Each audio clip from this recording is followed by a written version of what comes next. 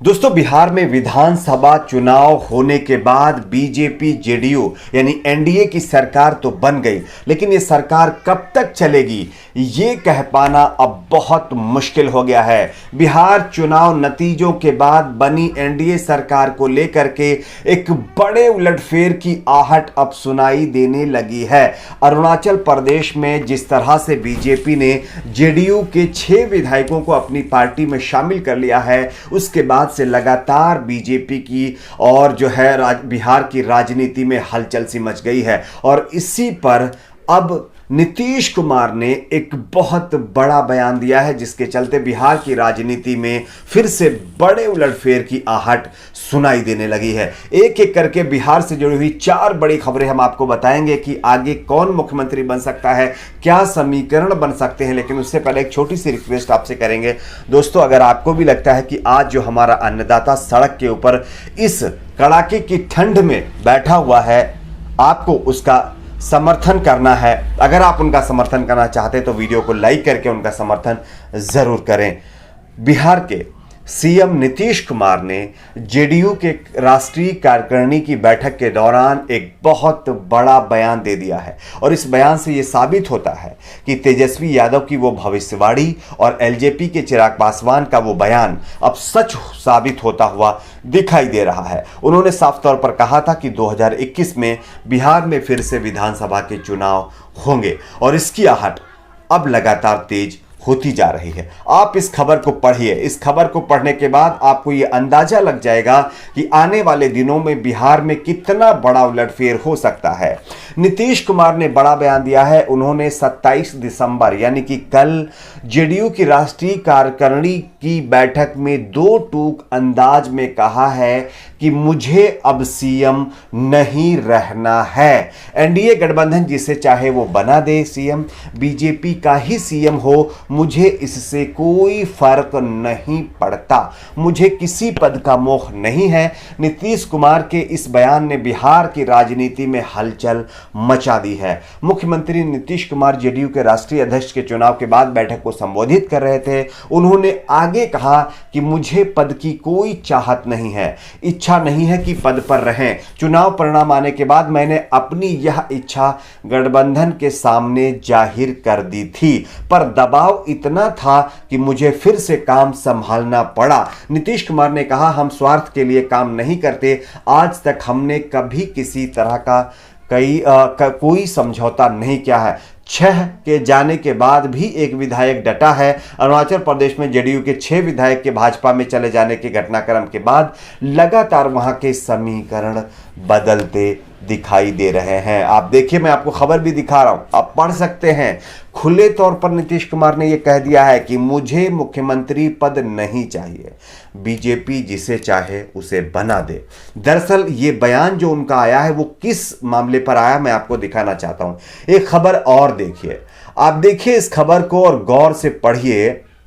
यहां पर नीतीश कुमार से बीजेपी के नेता ने कहा है कि वो गृह विभाग छोड़ दें। देखिए आप इस स्क्रीनशॉट को, इसमें साफ तौर पर अरुणाचल प्रदेश में भाजपा द्वारा जेडीयू के 7 में से 6 विधायकों को अपने पाले में करने के बाद उसकी आंच से बिहार की सियासत गरमाने लगी है। बिहार में गठबंधन सरकार चला रहे भाजपा जेडीयू के रिश्तों में खटास पड़ने की आशंका के बीच भाजपा एमएलसी और पूर्व केंद्रीय मंत्री संजय पासवान ने कहा है कि मुख्यमंत्री नीतीश कुमार को गृह विभाग की जिम्मेदारी किसी और को सौंप देना चाहिए। सीएम नीतीश कुमार पहले ही विधायकों के पाला बदलने के मुद्दे पर विपक्ष के साथ साथ अपनी ही पार्टी में सवालों के बाढ़ झेल रहे हैं और वहीं अब संजय पासवान के बयान के बाद नीतीश कुमार पर अधिक दबाव पड़ने की आशंका जताई जा रही है, जिसके चलते जो पहली खबर मैंने आपको दिखाई है नीतीश कुमार का वो बयान कि हमें मुख्यमंत्री पद नहीं चाहिए,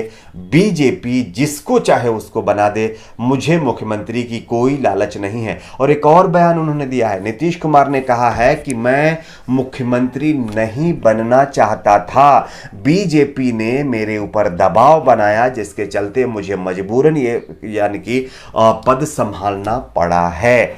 और उन्होंने साफ तौर पर यह चेतावनी भी दे दी है कि आने वाले दिनों में अगर ये सब कुछ होता रहा तो बिहार में एक बार फिर से राजनीतिक हलचल देखने को मिल सकती है और कोई बहुत बड़ा फैसला वो ले सकते हैं। और फैसला यही लेंगे, या तो वो अपना पद छोड़ देंगे या फिर बीजेपी से अपना नाता तोड़ करके किसी दूसरे दल के साथ जाएंगे, या फिर बिहार में एक बार फिर से विधानसभा के चुनाव होंगे। फिलहाल ये समीकरण बनते हुए दिखाई दे रहे हैं। एक खबर मैं आपको और दिखाना चाहता हूं, इस खबर को भी जरा गौर से देखिए।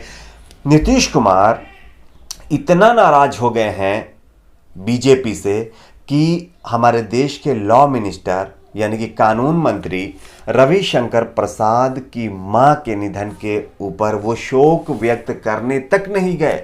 आप देखिए इस खबर को, पढ़िए और सोचिए जरा कि यहां तक जो है नाराजगी बढ़ चली है। वहीं दूसरी तरफ अब बताया जा रहा है कि जब नए जो बीजेपी जेडीयू की तरफ से अध्यक्ष चुन लिए गए हैं तो उन्होंने ये कह दिया है कि बीजेपी अगर इस तरह के हथकंडे अपनाती है तो उसको उसी की तरह हम जवाब देने में सक्षम हैं और बहुत जल्द इसका जवाब उनको दिया जाएगा।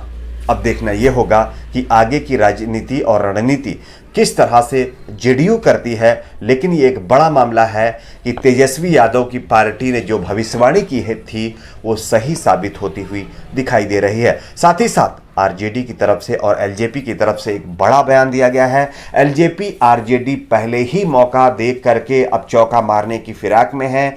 उन दोनों पार्टियों की तरफ से जेडीयू को प्रस्ताव दे दिया गया है। उन्होंने साफ तौर पर कहा है कि अगर जेडीयू चाहे तो अभी भी हमारे साथ मिलकर के सरकार बना सकती है, या फिर वो विपक्ष में बैठ सकती है और हम अपनी सरकार बना सकते हैं अगर जेडीयू चाहे तो। अगर नहीं तो फाइनल बिहार के अंदर चुनाव होना निश्चित है, जिसके चलते आप लोगों को पता होगा कल ही मामला हाईकोर्ट पहुंच गया है। पटना हाईकोर्ट में 27 विधायकों को लेकर के और न्यायाधीश के सामने जो मामले की लिस्टिंग है वो भी हो चुकी है। 4 जनवरी को इस पर सुनवाई होना है। तो जहां एक तरफ कोर्ट की तरफ से दबाव, दूसरी तरफ से इस तरह की सिचुएशंस, ये दर्शाता है कि बिहार में आने वाले दिनों में राजनीति और रणनीति दोनों में कोई बड़ा उलटफेर देखने को आपको मिल सकता है। वैसे किसानों के समर्थन में जेडीयू ने अपनी आवाज को बुलंद किया है। साथ ही साथ लव जिहाद का कानून जो बीजेपी बनाने की बात कह रही थी उसके ऊपर भी नीतीश कुमार ने अपना स्टैंड कायम कर दिया है। नीतीश कुमार का साफ तौर पर कहना है कि हम लव जिहाद जैसे कानूनों का समर्थन बिल्कुल भी नहीं करेंगे। तो एक ये भी मुद्दा लगातार बिहार के अंदर गरमाता हुआ दिखाई दे रहा है। आपकी अपनी इस पर क्या राय है, नीचे कमेंट बॉक्स में अपने ओपिनियन को आप लोग जरूर शेयर करिए और ज़्यादा से ज़्यादा इस वीडियो को शेयर करिए, लाइक करिए। अगर आप अभी तक आपने चैनल को सब्सक्राइब नहीं किया है तो सब्सक्राइब करिए। वीडियो के नीचे ही रेड कलर में सब्सक्राइब बटन बना हुआ है। मिलते हैं कुछ और खबरों के साथ।